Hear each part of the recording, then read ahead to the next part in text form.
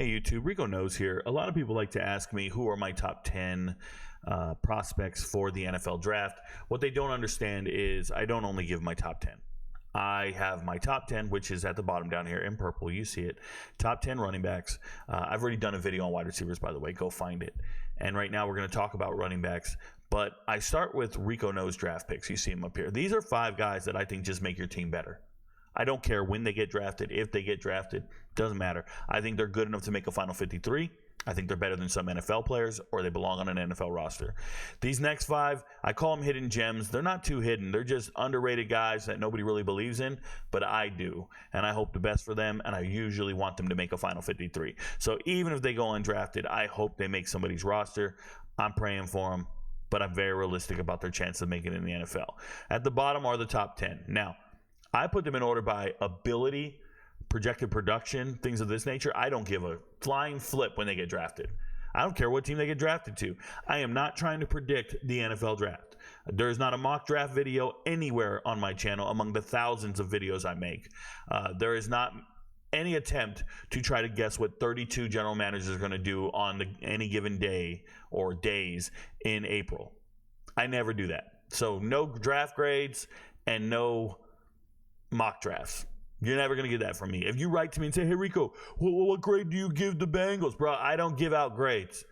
That is absurd. The fact that they made up this stupid-ass metric of grades, meaning there's only 6 variants. Why wouldn't we give out a point system, number one, with decimals and fractions and of points and whatnot? I don't understand what's going on. I don't know how they do their rankings. I don't care. I just put the guys in order by how well I think they're going to do. How good of football players they are. But, I have no control over where they get drafted. I just want to make this very clear. You can be a good player, get drafted to a good team, and never see the field. It's the reality of the situation. It happened last year. Israel Abanikanda got drafted to the Jets, and that running back room was stacked.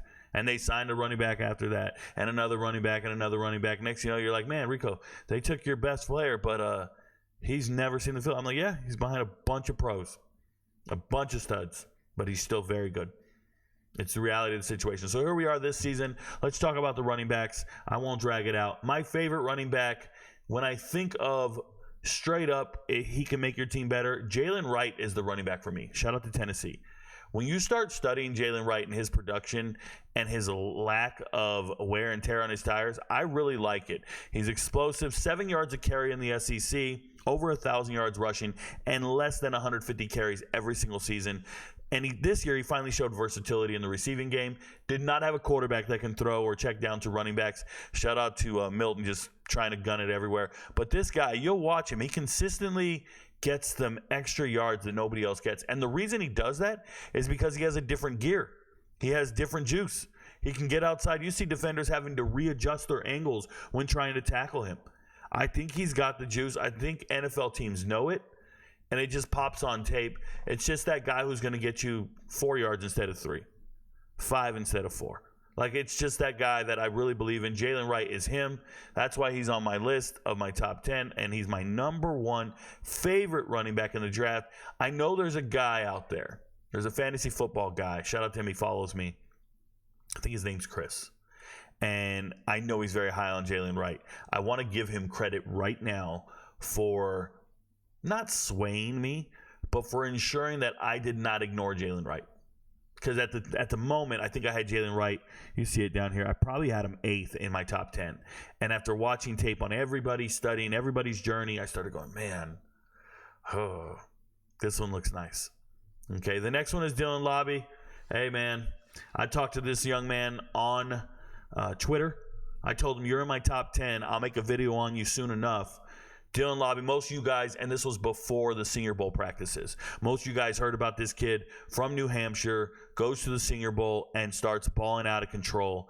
And more power to him. I think he's great. I think he's fun to watch. The one thing that sticks out to me when I watch tape on Dylan Lobby is he feels like a throwback player in the sense that he can actually catch passes out of the backfield. Once again, he's a dual threat guy. I just want to pull it up here. Playing your whole career at New Hampshire. You go out here, back in 2022, though, those 1,200 yards put him on the map. Those 15 touchdowns put him on there. Everybody should have been paying attention to that point, right? This past season, reduced the workload on the carries, but increase those receptions, go out there and catch passes. Now, had a great quarterback, going to go out there and put it in the right place. This is a little different in his offensive scheme. But what we saw at the Senior Bowl and what we're aware of is, yes, he can play football at the highest level, and he can beat one-on-one matchups. I don't think there's a linebacker in the world that wants to cover this young man coming out of the backfield. So at worst, he's a third down back. I just like what I see on tape from Dylan. And one more thing. When you play high school ball in New York, it's so hard to tell whether or not you're good. It's the reality of the situation. So you have to wait till they get to college, start becoming productive, ending up at the Senior Bowl, things of this nature. But it's hard to tell whether or not they're going to be good. I'm going to tell you it's because of the field, because of the competition. It's because, and when I say the field, I mean the angle of the camera. Whenever I watch film from a kid who played in New York, the angles aren't right. It's hard, depth perception and speed, and I'm not calibrated to tell whether or not that's a good 40 or not. Just like everything about it. I'm not joking. There's so many kids playing high school ball in New York. I don't necessarily know if they're great. You just don't know. And it's feast or famine.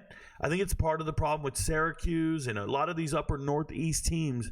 When you are evaluating the talent in the state of New York, whether it's upstate or in a city, it's like you just watch the film and you just go, man, is he good or not? I can't tell. Same thing happens in Mississippi.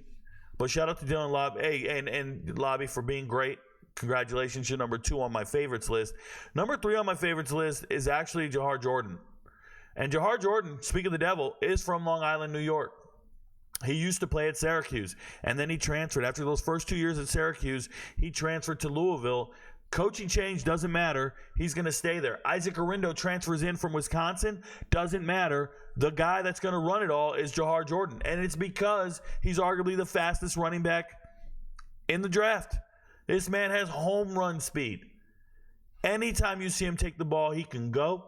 He is only 185 pounds, I know, but he's blazing fast. He's got it. Shout out to Jihar Jordan. Did reach out to the channel.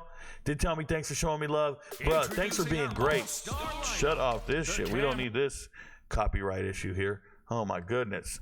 Shout out to ESPN for auto-playing ads in the middle of my video.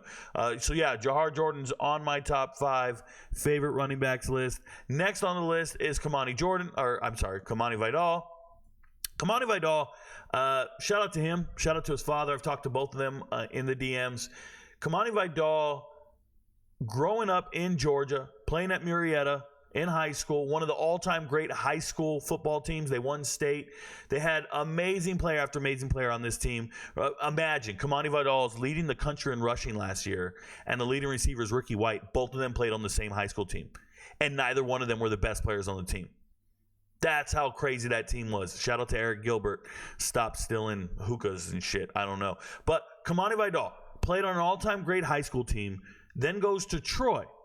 Just low-key, under-recruited. They do this often. There's a running back right now at Milton. Just got done with Milton. His name is Cam Robertson. And Cam is so good.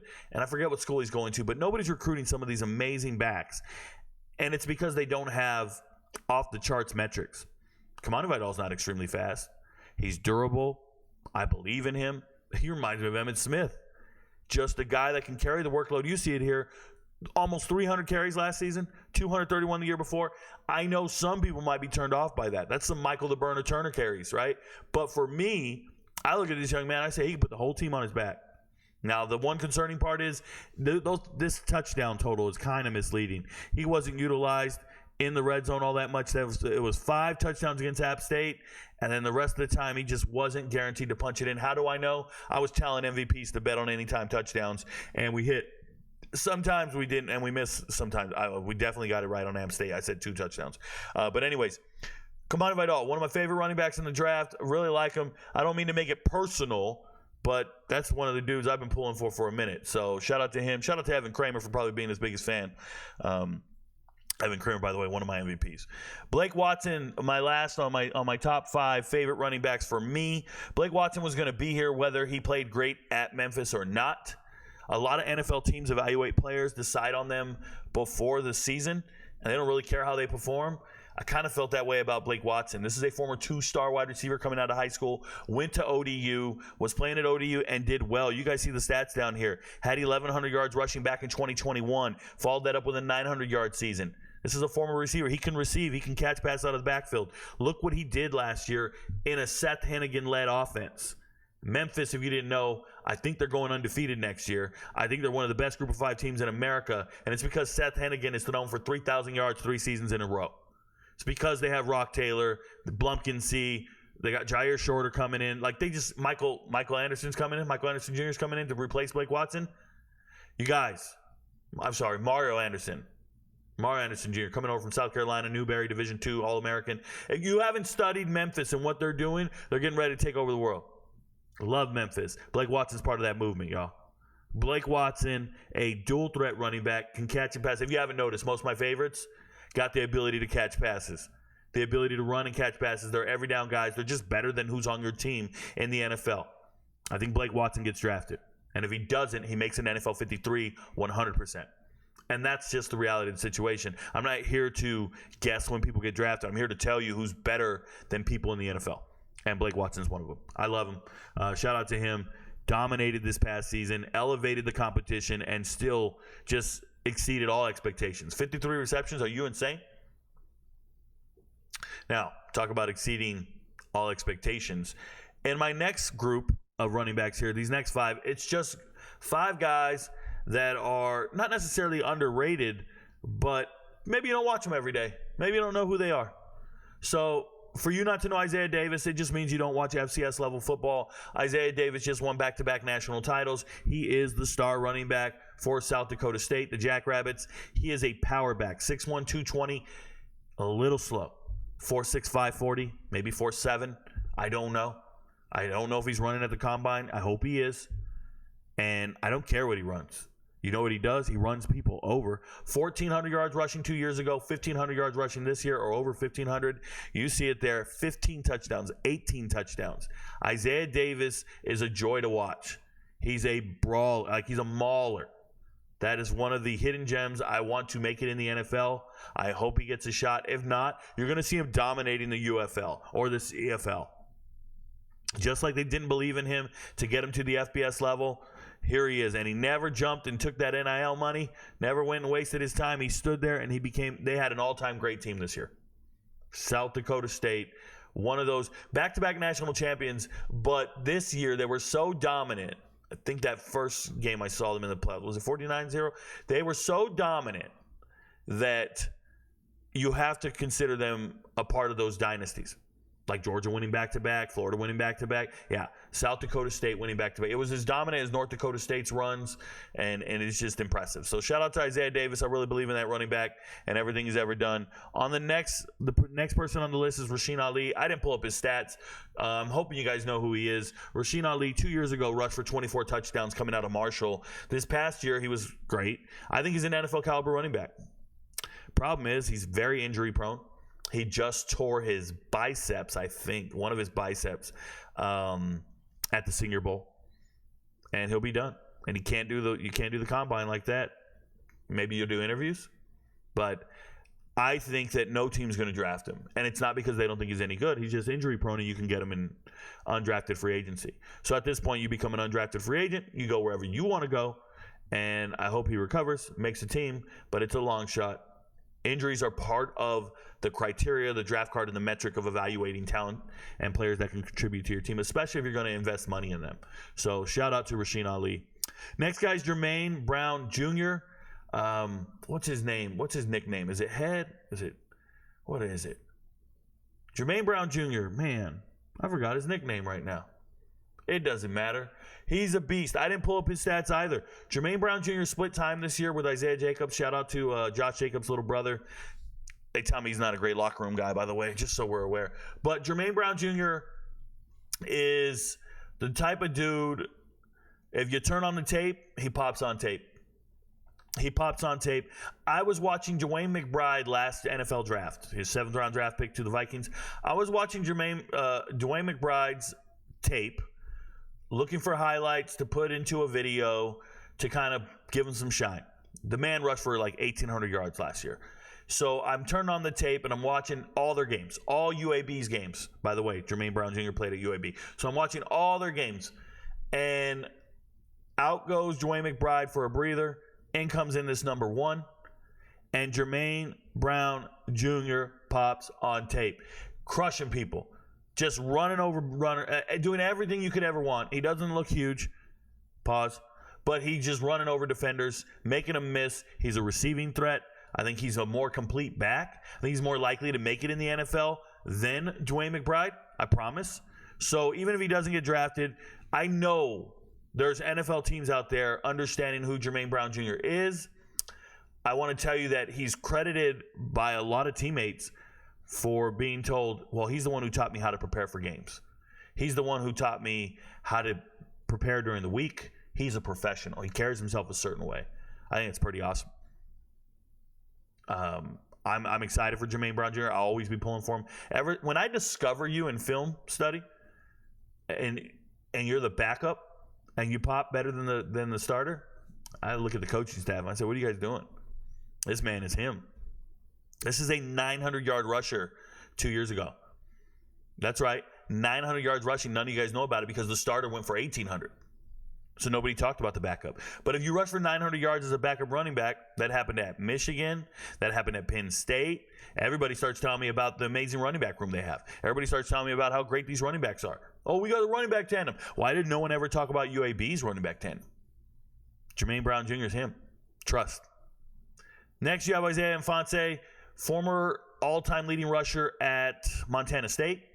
FCS level, and then he transferred to San Jose State last winter, did spring ball with San Jose State, and jumped back in the portal. And I thought, man, why the hell is he jumping back in the portal? I thought you were going to go start at the FBS level. Well, yeah, he was. He went to Cal last year. So he showed up at Cal and became their power back and their goal line back. He also struggles with injuries, so Isiah Fonte's here. But I just wanted to show you guys this year at Cal, you see it, 7 touchdowns, one touchdown in receiving. I don't think he's a draft pick. This is an undrafted free agent who I just hope makes it. Yes, once upon a time, he was a 1,000-yard rusher, 1,600-yard rusher. He had an injury here in 2022, came back for the playoffs. 10 yards of carry, bro.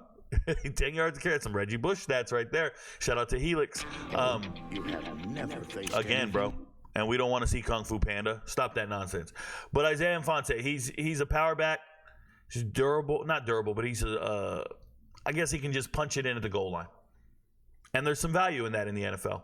So he made the list. Congratulations. And my long shot that nobody talks about is Jaylen Jordan leaving Monmouth a year early. Jaylen Jordan 2 years ago, 1,700-yard rusher, 13 touchdowns, 8 yards a carry, dominating. This year, I guess you can be disappointed in 1,478 yards and 10 touchdowns. This kid is a problem. Shout out to West Haven, Connecticut. 5'9", 195, Jaylen Jordan. That's my guy on the long shots list. I think all these guys provide value to the NFL. I think they can make rosters. So I've already talked about everybody here. Now let's talk about the real top 10 or the official top 10 for me. There was some changes. I put out a top 10 on Twitter, and I've recently changed some guys. Injuries occurred. Rashaan Ali used to be in this top 10. Had a chance to sit down and watch, who was it? Marshawn Lloyd. Marshawn Lloyd, running back, transfer from South Carolina to USC. Just saw too many fumbles. And somebody brought it up in the comments, like, Rico, do you mind? And I'm like, man, let me go back and watch again. And yeah, there's a ball security issue there. So I had to take him out of my top 10. I really like him. Had to take him out of my top 10. But let's talk about it. Braylon Allen's number 1. Braylon Allen leaving high school early, reclassified a year early. So he's 17 years old in the fall of every football season. He was 17, rushing for over 1,200 yards in the Big Ten, just dominating the competition. Then the next year, he's 1,200 yards again. Back-to-back 1,200-yard seasons, and then his coaching staff gets fired. They bring in Phil Longo. They bring in new personnel. They bring in a whole new coaching staff. And I say Phil Longo, the offensive coordinator. Obviously, I'm not talking about the head coach. But what I want to say is when I look at Wisconsin last year, Braylon Allen had injuries. Things weren't going right. It was a different offensive scheme and, I guess, personality and identity. That's not conducive to Braylon Allen. Braylon Allen runs people over. He's a big back. He's still very young. I think Braylon Allen is the best running back in this draft. When you want to get him, I don't know. I probably wouldn't draft any running back before the third round. There's just more value in other positions, period. Doesn't mean I don't like him. Doesn't mean I don't want him. Just I don't see the value in drafting a running back early in the NFL nowadays. Not when you can get guys like Jermaine Brown Jr., Rashaan Ali, Isaiah Davis, Blake Watson, Kamani Vidal. When you can get those guys so much later and they're just as comparable, I don't like drafting running backs early. Audric Estime, I put him number 2 on my list. I don't know who else is doing evaluations out there. I don't know how you get down, but if you watch Notre Dame on tape and you watch Audric Estime run the ball, that's an NFL running back, and he's just as good. Maybe Jaylen Wright belongs up here, but I like it. Jonathan Brooks out of Texas, stud before the injury. I hope he can get better and come back after his injury, but he's great. And speaking of injury and being a stud before the injury, Trey Benson, if you didn't know, he started his career at Oregon, and he came down with a knee injury. It was a nerve injury. It was an injury to his nerves in his knee, and doctors were under the concern or the impression that he would never be able to play running back again. Well, proved everybody wrong, went to Florida State and just started balling out of control. So I love everything Trey Benson does. Blake Corum has no ceiling whatsoever, but he has a very high floor. I think Blake Corum is not explosive enough. I don't think he has enough breakaway speed, but he's just good enough. Probably better than a running back on your roster in the NFL. Sure, depends on the team. But I like Blake Corum. Jaylen Wright, I already told you, he's got that juice. He's got that extra step. I should probably move him up this chart. By the time draft comes, I think Jaylen Wright's going to be somewhere in the 3rd range. You know what? Watch this. If people didn't finish the video, they're going to think I don't think very highly of Jaylen Wright. Watch this. And you guys are like, why didn't you just cut it? I will when it's time, bro. I will when it's time. Boom. Let's do that. That feels crazy. That feels crazy.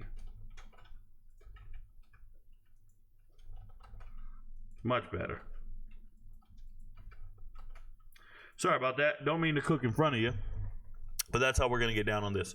Down to Bucky Irving. You guys know the deal. Bucky Irving's a good running back. Played at Oregon. Does well. I think he's a little small, but he plays bigger than his pads. Plays bigger than he is. Shout out to him. Kendall Milton. I had to decide between 2 of the Georgia running backs, and I like Kendall Milton better. He's a bigger back, 6'1".